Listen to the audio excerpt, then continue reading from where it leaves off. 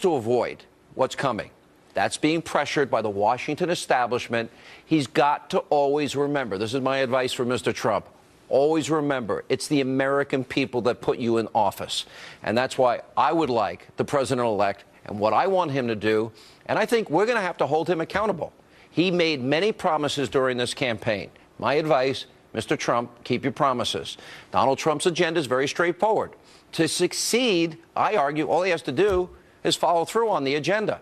Repealing, replacing Obamacare with free market ideas and solutions like healthcare savings accounts. Why? To lower costs and give you, the American people, real choice. Lowering taxes. Smart idea. Half of the American people won't pay federal income taxes under Donald Trump's plan. Cut personal income and cut corporate taxes. Why?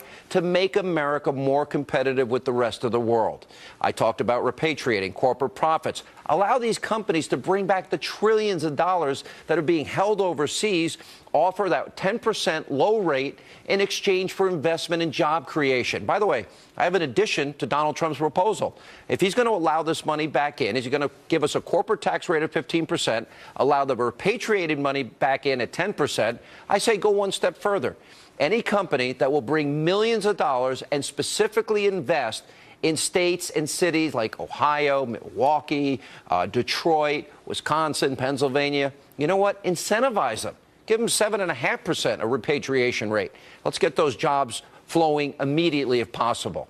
Also, Donald Trump promised a border wall, stop illegal immigration, and to stop illegals from driving down the wages and competing for the few jobs that are available. He promised to appoint originalist justices to the Supreme Court, people like Scalia and Clarence Thomas, who believe in the Constitution, co-equal branches of government, separation of powers. He also talked about a New Deal for Black America, fixing our inner cities. I would say President-elect Trump, he needs to enact this New Deal with African Americans to help end crime, create jobs, fight poverty and despair, and give these kids the education they deserve. Energy independence, to me, is very, very important. Open up drilling and fracking, approve the Keystone XL pipeline, cut regulations on all of these issues.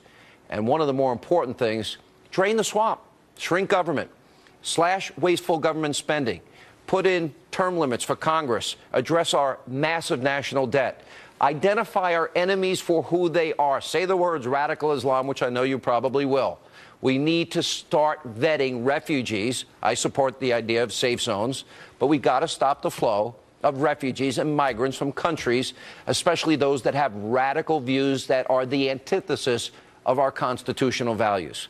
One of the more important things that doesn't get a lot of discussion, send education back to the states. End Common Core, top down, federal government regulated education.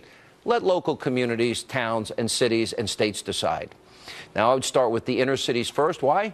We have abandoned and hurt minority Americans. They have been disproportionately impacted more than anybody else, especially with the bad educational system. Last point, negotiating free and fair trade. No more cutting deals that negatively impact American workers and causes job losses here at home. And the last thing, to me, this election was about the forgotten man. And if you create millions of jobs in places that put you in power, Pennsylvania, Wisconsin, Michigan, Ohio, where industry is left and it have decimated entire cities, to me, that's what the next 4 years need to be about. We will, on this program, hold Donald Trump accountable to those promises. And if he gets the job done, I believe we'll be a better country. If he doesn't, we'll be allowed